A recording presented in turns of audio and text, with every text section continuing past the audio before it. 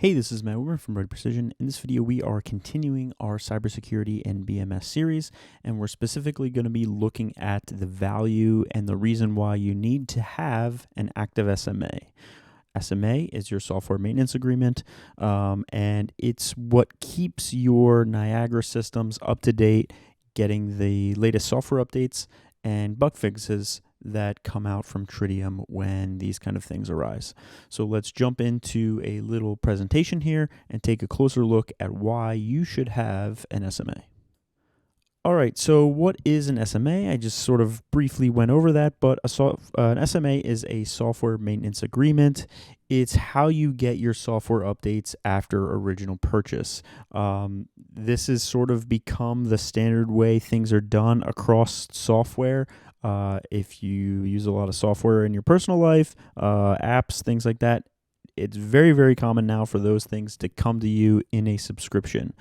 That subscription gets you all of the updates as they come out. You don't need to purchase them as new versions get released, as we used to do back in the day with software. And it's a little bit annoying on the consumer side of things, I'll be honest. Apps and things, it's annoying to have to pay for a subscription for a dumb little app that helps you out with a very specific task. But in our world, where we're installing this software into a building where it's very critical for us to get software updates and things, it makes a lot more sense. Plus, this isn't a subscription. It's a software maintenance agreement, which means if you stop paying, your software still continues to work. You just don't get those benefits of the software updates and bug fixes, new features, etc. Whereas on a subscription, you stop paying, the software stops working, and you're dead in the water. We obviously can't really have that happen when we're controlling large buildings and things. If we have a software maintenance agreement lapse, or if we had a subscription and that lapsed, we'd no longer have functionality on our building control systems, which would not be a good thing. So that in general is what a software maintenance agreement is. And you're probably wondering, well, why do I need it? I'm just controlling a building here. I'm going to install this specific version and move on with my day. The owner's going to take it over, and they're going to run with it and keep their building up and running, and that's going to be that.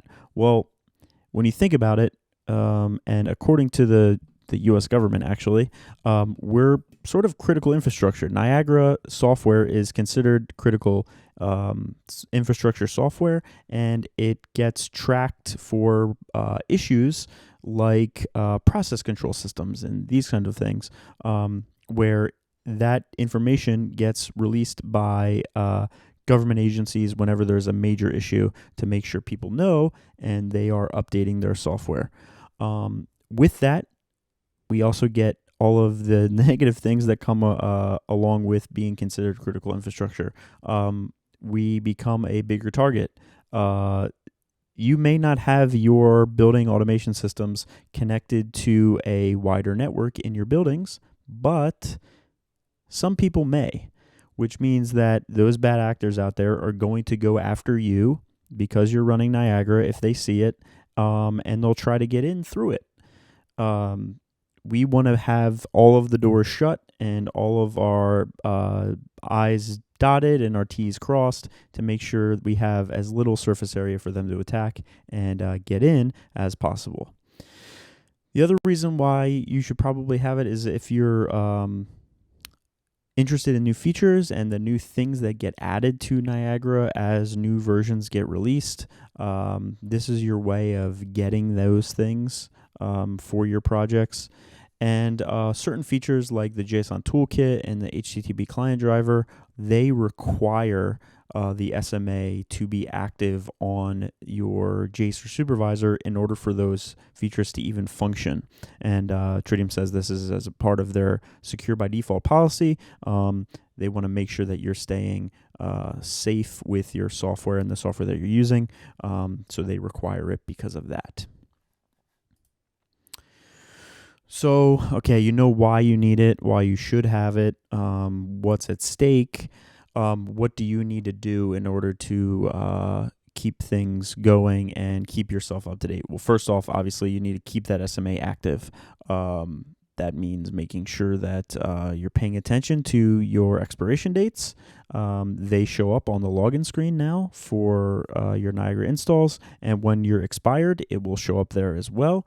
And the other thing to keep in mind is if your SMA does expire and you want to purchase it again, you have to make up that difference in time anyways. So it behooves you to just keep that SMA active and keep your customers safe, and knowing that you have the ability to get yourself up to date to later versions even down the road. If a issue maybe doesn't show itself right now, it very well could in the future.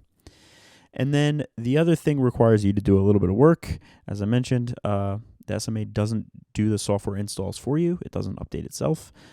So you have to actually go in there and update the software as the updates come out.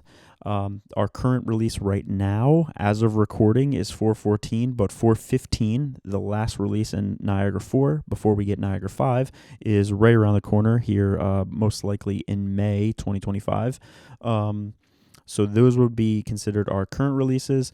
The LTS currently is 4.10, but once 4.15 gets released, that becomes our LTS, and 4.14 will stay around until Niagara 5 is released, and 4.15 will stay around until August 2028. So hopefully that's helpful and informative for you. A lot of value in the SMAs. I understand that it may not feel like there's a value there when you're paying the cost up front, but down the line, you're very likely to run into a need where you've got to update your software in order to get something to work, or you might be using out-of-date software and you go to contact us at customer support and our T support, and we're like, well, this is out of date, and this is actually an issue that was fixed if you move to a current revision. Much easier to do that if your SMA is up to date. So as always, thanks for watching. If you have any questions about this SMA stuff, leave them down below. If you have any other specific topics you'd like to see covered in this cybersecurity and BMS series, leave them down below as well. Like and subscribe if you haven't already, and we'll see you in the next video. Thanks for watching.